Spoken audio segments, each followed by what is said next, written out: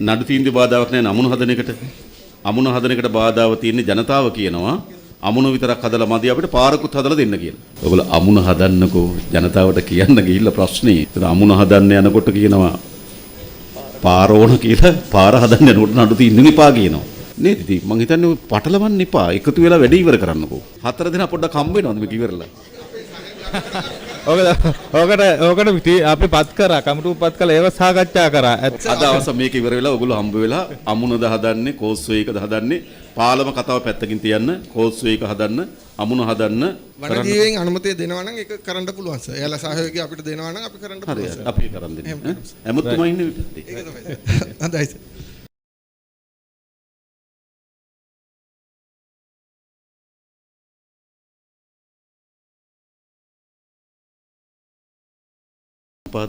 ගරු ජනාධිපතිතුමනි අපි පුත්තලම් දිස්ත්‍රික්කයේ ජල සම්පාදන ක්‍රම 7ක් තියෙනවා. ඒ 7 මගින් අපි පවුල් 68000ක් අවුල සම්පූර්ණ කරලා තියෙන්නේ නේද?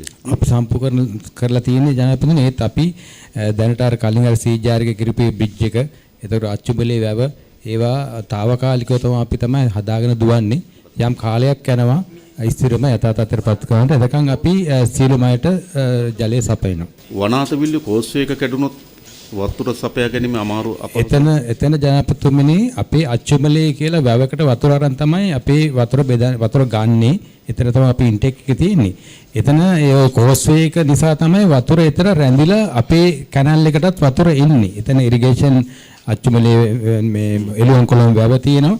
ඉතින් ඒ කෝස්සෝ එක තමයි ගිල්ම ගහන්නේ. ඒකෙන් තමයි ගිල්ම ගහන්නේ. දැන් ඒකෙන් ඒක බාධා වෙලා තියෙන්නේ වතුර ගලාගෙන යනවා. අපිට වතුර ඒම අඩුවක් තියෙනවා. එහෙනම් අපි ඒක හදන්න ඕනේ. ඒ කෝස්සෝ එක හදන්න අවස්ථාවේ තියෙනවා.